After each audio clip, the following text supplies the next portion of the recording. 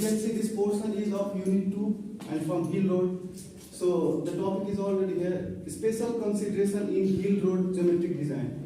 And the question is also arriving here, why? Why this special consideration is required during the Hill Road geometric design? Anybody is aware of this answer? Then please, yes, you can proceed the answer. Anybody? It's okay. The answer is already here. You can just say these two sentences. The answer is that. So basically, there are 2 points for that. Alignment slightly different from the flat terrain. Like comparing to the plain road or like in the Tarai region road, the terrain in the hill region is different. As you can see in the hill region, there are like steep slopes, and in the Tarai region, terrain is plain. So one of the reasons is that we provide this special consideration just because terrain is not as flat like in plain or Tarai region. Another is the for efficient and safe operation of the vehicles.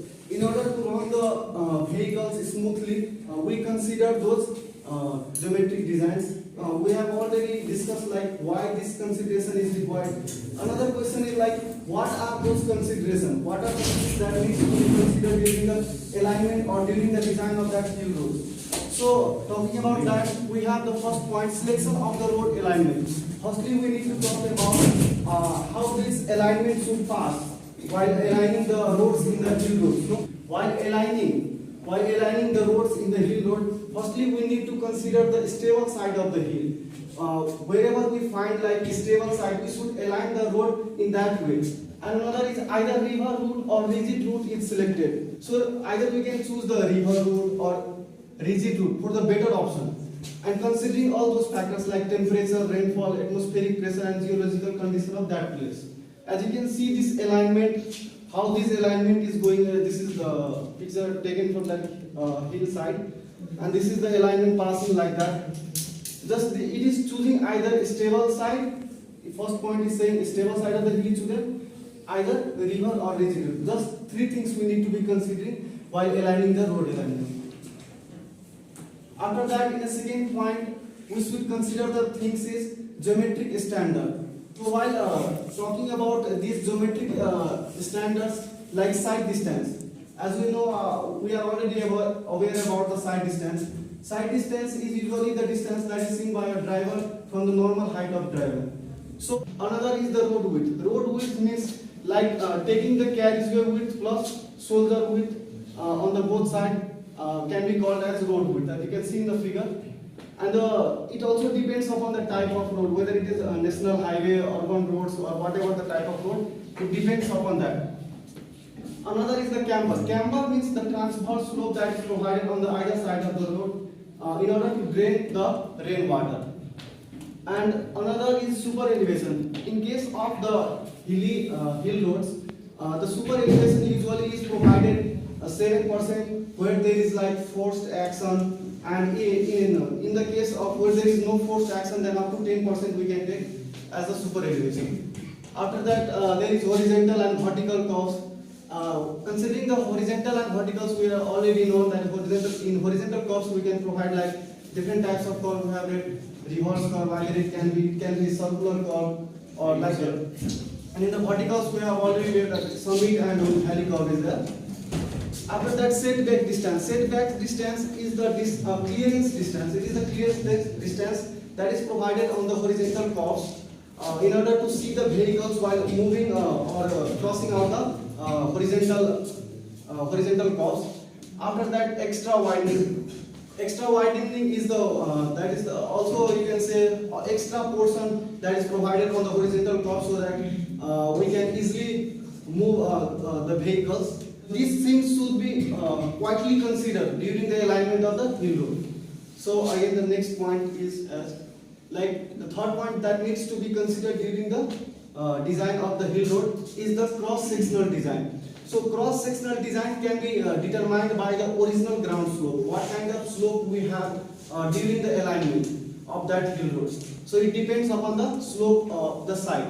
Another is the road formation slope. How much is the formation slope of that roadway? So it depends upon that things, and the width of the roadway. How much is the width of the roadway? It also depends on that. And the side drains. How much we are providing the side drains? So considering that slope in the hill road, we can do various type of configuration. One is like cut and fill. As you can see, I think the figure is not much clear, so I am trying to explain it. Like this is the original ground slope. This portion is our original hill slope, and this portion is being like cut, and this is fill here. So in this way we can do cutting and filling. And it is considered that over the 2% of the slope it is rising, then we can do cut and fill, and it is very environment friendly as well, and it is very easy to do, and not much, it is economical as well. After that there is bench type. Bench type is usually done when this slope portion is stable, then we can just cut this portion, and this roadway can be aligned in this way. When this slope is stable, that things need to be considered. And if this slope portion is not much stable, then in such a case we can do box cutting. Box cutting is this portion is also cut down, and this is also cut, and this is removed. After that, this road alignment is fixed in this way. The both difference is that one of them, while there is a stable slope, then we can do bench cutting, and when the slope is not much stable, in such a case we can do box cutting.